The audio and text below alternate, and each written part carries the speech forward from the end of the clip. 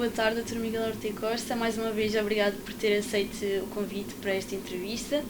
Sou Giovana Miranda, sou aluna do Instituto Superior de Gestão, no primeiro ano da licenciatura de Gestão de Recursos Humanos, e no âmbito da Unidade Curricular História Económica e Social surgiu a oportunidade de entrevistá-lo, dado que o tema do meu trabalho é a Terceira Revolução Industrial e o Sr. Doutor foi um impulsionador da mudança do sistema analógico para o digital em Portugal. A digitalização das telecomunicações, ou seja, a Terceira Revolução Industrial, que transformações é que trouxe à economia global e à economia portuguesa face ao modelo analógico anterior? Bom, antes de mais, só para dizer que é com o meu gosto que dou esta entrevista, ainda para mais, enfim, no âmbito do curso que estás a tirar, que me parece, aliás, muito interessante, e também pela amizade que me liga, digamos, a um dos professores do Instituto, enfim, Instituto do qual eu tenho a melhor das impressões. Aliás, o meu genro é licenciado nesse Instituto e, portanto, por maioria de razão. Muito bem. Em relação a essa questão, a digitalização da rede de telecomunicações portuguesa iniciou-se em termos de planeamento, ainda só em termos de planeamento, em 1984, com a execução depois no terreno, em 1987, com a colocação da primeira central digital em Aveiro. Porquê em Aveiro?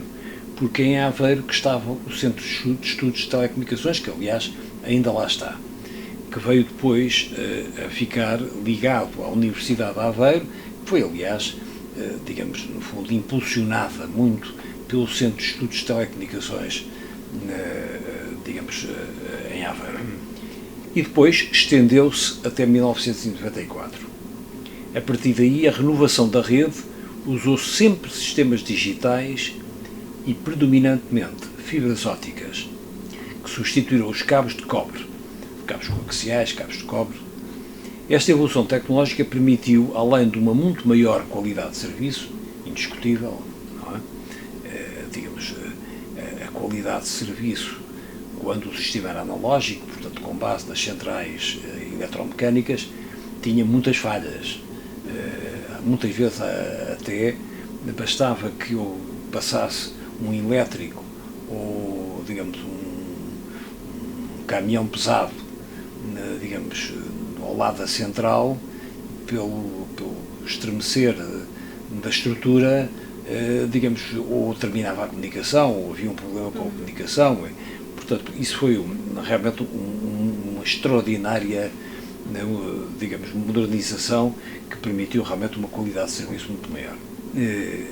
E também, naturalmente, economias de custo, em termos de infraestruturas, nomeadamente edifícios e redes de cabos. Isto porquê?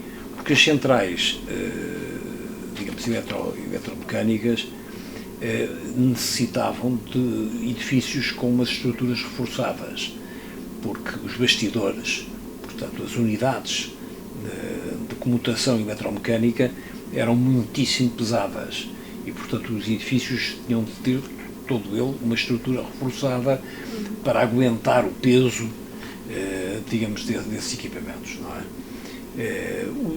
As centrais digitais, no fundo, são computadores, portanto, muitas vezes digamos, um chão falso ou um teto falso, portanto, é completamente diferente, não é? A revolução digital nas telecomunicações aconteceu, e este aqui é um ponto importante, com 10 anos de avanço relativamente aos outros setores da economia, e colocou Portugal no top mundial das telecomunicações. Foi efetivamente, digamos, uma alteração em relação àquilo que era normalmente o status quo em Portugal. As telecomunicações conseguiram efetivamente projetarem-se muito mais cedo para o futuro. A introdução das tecnologias foi imediata por parte dos negócios ou foi um processo mais demorado a introduzir, de uma década, por exemplo? A mudança tecnológica foi muitíssimo rápida, partindo das zonas urbanas e atingindo rapidamente as zonas rurais, praticamente o país todo. Foram precisos apenas 7 anos de trabalho no terreno para cobrir todo o país em termos digitais. Estas novas redes garantiram à população e à economia uma ótima qualidade de serviço telefónico, com novas facilidades oferecidas aos clientes. Por exemplo, só para dar um exemplo, o Dialing In, que permitiu a qualquer pessoa ligar diretamente para as extensões das empresas sem passar pelo telefonista.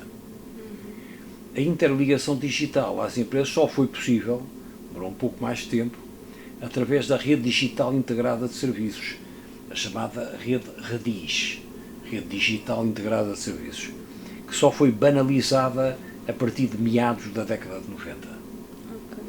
A mudança da terceira revolução industrial causou desemprego ou não? Como é que essas pessoas que ficaram desempregadas conseguiram adaptar? Esta revolução obrigou a uma requalificação de recursos. Talvez tenham desaparecido 10 mil empregos de baixa qualificação.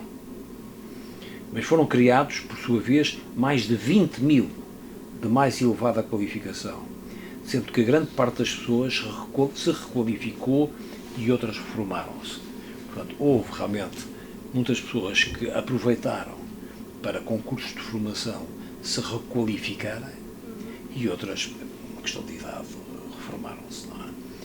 Qual foi a tecnologia que serviu de base à origem das centrais digitais introduzidas em Portugal? E se puder mencionar, qual o tipo de contrato, qual a história, como é que se foi caracterizado o caderno de encargos? Portanto, toda a nova tecnologia se baseava em circuitos eletrónicos integrados e processadores, tendo desaparecido toda uma tecnologia eletromecânica que exigia muito trabalho manual, tipo quase que relojoaria e grande manutenção. De modo muito simplificado, a revolução das telecomunicações de há 30 anos tem muito a ver com o que está agora a acontecer no setor automóvel. Nós, por contrato, conseguimos colocar em Portugal duas grandes fábricas de equipamentos digitais numa parceria com a indústria alemã.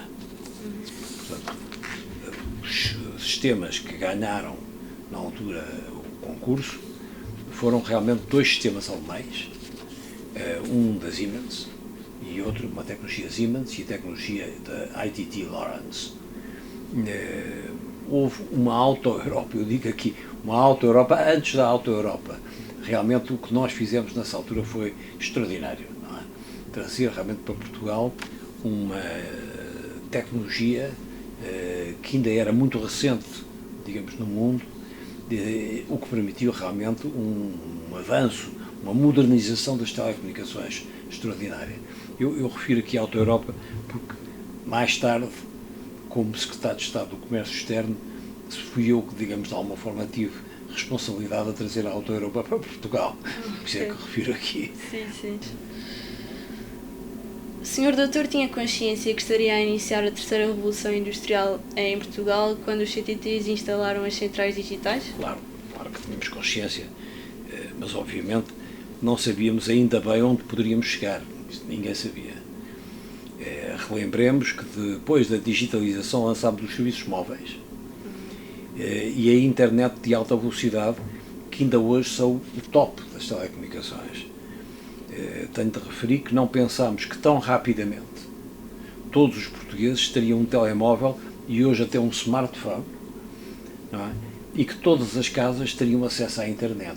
Quer dizer, isto realmente nós na altura não antecipávamos.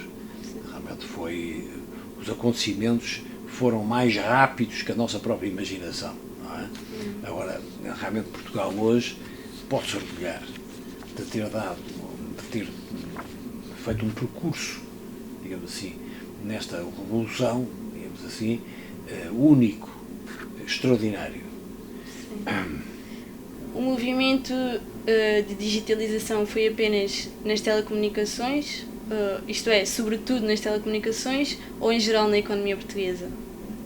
Pois, aqui o que digo é que o movimento de digitalização nas telecomunicações partiu com pelo menos 10 anos de avanço relativamente aos restantes setores da economia. Depois, obviamente, ninguém mais pôde escapar à digitalização. Hoje a digitalização está por todo lado. Não é? Sim. Esse foi um investimento público. Seria possível tê-lo feito sem essa ajuda pública? E o que é que seria diferente se fosse uma companhia privada a dar esse passo?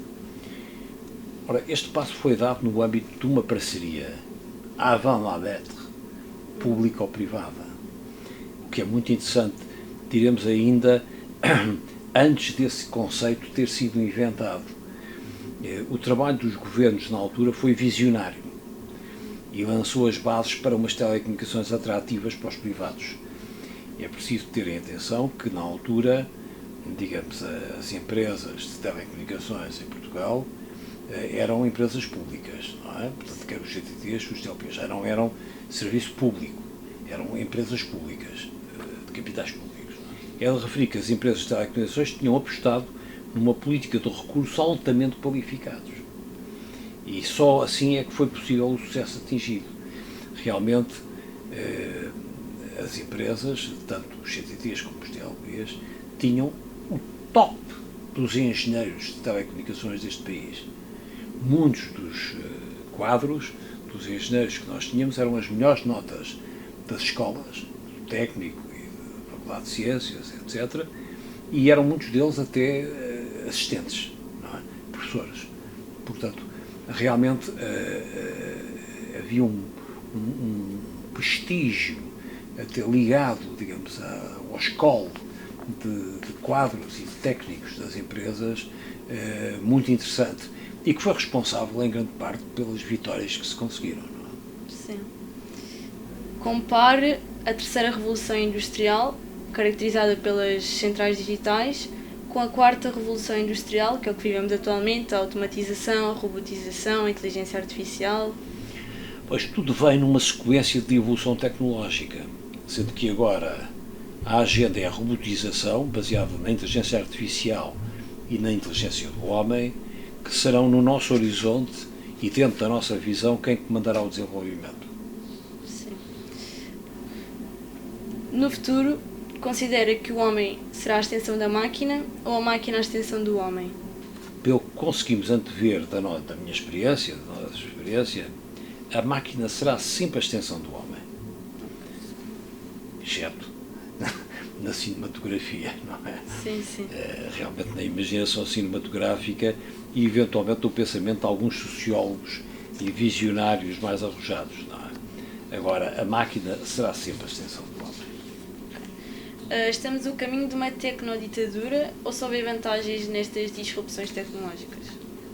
A tecnologia será sempre uma ferramenta até que alguém consiga desenvolver uma nova geração de humanos. Não há tecnicoditadura, mas os engenheiros e os gestores de produto terão um papel importante no desenvolvimento da economia e da sociedade, trabalhando obviamente em equipas multidisciplinares. E agora digo que venham disrupções para termos uma vida cada vez melhor. Sim. Numa revolução industrial acelerada que foi intensificada pela pandemia, considera que haverá tempo para as pessoas requalificarem? Claro que tem de haver. Claro que tem de haver. O governo que não consiga isso, num ambiente democrático, naturalmente será substituído. A digitalização das telecomunicações pode ensinar muito a quem estiver envolvido na transição para os novos modelos. Vamos ter futuro e acreditar no nosso país. Sim. Dr. Miguel Horta Costa, mais uma vez, muito obrigada pela oportunidade, pelo espaço e pela sua disponibilidade. Deixo também o meu agradecimento ao professor Rui Teixeira Santos e aos departamentos de Comunicação e de Relações Públicas do ISG pela colaboração. Obrigada. E eu aqui também manifesto o gosto que tive em dar esta entrevista e, digamos, estender um grande abraço, um abraço de amizade ao Sr. Professor Rui Teixeira Santos, que na altura me ligou e, enfim, que eu já não vejo há bastante tempo, mas temos de resolver isso a curto prazo.